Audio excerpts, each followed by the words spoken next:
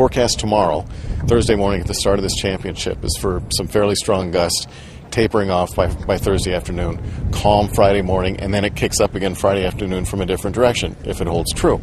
So the guys that are playing early tomorrow and then late on Friday are going to get the worst of it. And that's where Rory McIlroy is teeing off, along with Ricky Fowler and a couple others. So, you know, a lot of times it's luck of the draw. What makes it even probably bigger for Rory, it was big enough that he wins the U.S. Open the way he did, with a record score and winning by 8 shots, congressional, and he's 22 years old. He's not seen again for 3 weeks now. He didn't play a tournament, decided not to play the French Open, the Scottish Open, so this is his first competition. You know, the last time we saw him, he's sitting there with a big smile on his face holding the U.S. Open trophy. And now we don't see him again until he's ready to tee up, and the odds are so huge in his favor. The longer the Americans go without a major, and it's at 5 now, and it's never been that many, I think now they're starting to look at what's wrong with American golf. The answer is not much. It's not as great as it was, and most of that was because you had Tiger winning every year, and you had Phil starting to chip in.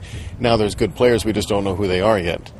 If you're looking for good players, you know, from other parts of the world, specifically in Europe and specifically Britain, you can point out Luke Donald, Rory McIlroy, Lee Westwood, and Poulter. Sergio's starting to come back a little bit now, and then you start asking, what about the Americans? And you go down the list and you can't find anyone who you would consider to be a big favorite. The highest ranked American is Steve Stricker, who just won in the heartland of America. What's tough about Stricker is that 3 days ago he's playing on these lush manicured fairways, fairly still conditions in the middle of America, and a day later he's on the moon here at Royal St. George's trying to deal with these humps and bounces and watching his ball get blown on the air and then get blown when it's on the ground. He's capable, and they're all great players here, but it's quite an adjustment.